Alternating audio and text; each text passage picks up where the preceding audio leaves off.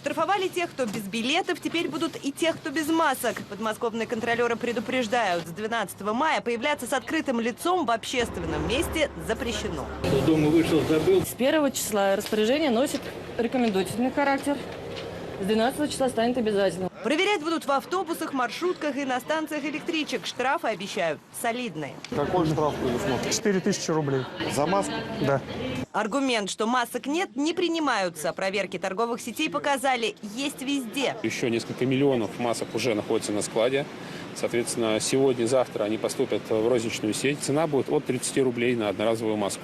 Цена будет снижаться, это законы рынка. Все подмосковные предприятия, производящие маски, работают круглосуточно в 3 смены. В итоге объемы производства удвоили. Заказали оборудование, надо будет искать дополнительный персонал для выпуска. Масочный режим не изобретение подмосковных властей. В китайском Ухане, где уже давно не фиксируют новых заражений, без маски не пустят даже в городской парк.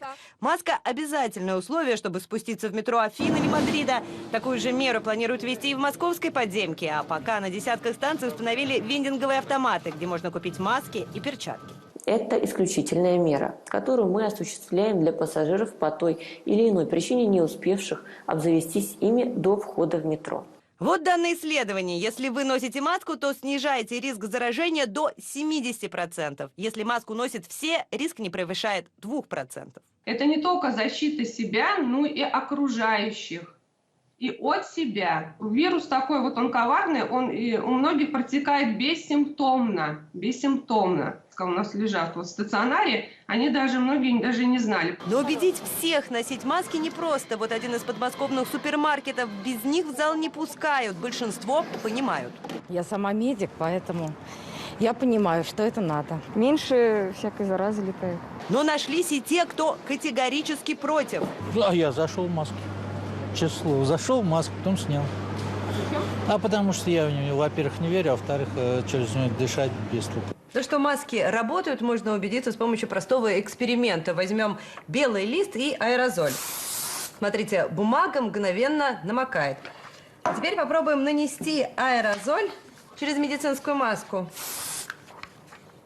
Ни капли. Точно так же маска задерживает опасные капли, которые выделяет зараженный человек. В сети сравнили эффективность. Оказалось, тканевые, марлевые и даже респираторы с угольными фильтрами не так надежны, как одноразовые. Правда, и они тоже бывают разными. Здесь должен быть фильтр. Как это проверить? Это просто ее разрезать, маску. И внутри должна быть как бумажечка, такой фильтр. Если там такой фильтр есть внутри, то это очень эффективная маска, которая реально защищает. Вот здесь видите, как бумажечка такая. И все-таки врачи настаивают, дело не в качестве, а в количестве. Чем больше людей выйдет из дома в маске, тем быстрее удастся остановить эпидемию. Дарья Окунева, Алина Мелехова, Анастасия Полукеева. Вести.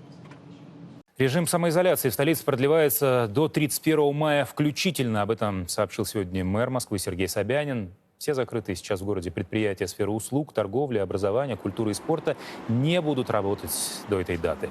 Однако уже начиная с 12 мая снимаются ограничения с промышленных и строительных предприятий. При этом в Москве продолжит действовать режим цифровых пропусков. Порядок их оформления останется прежним.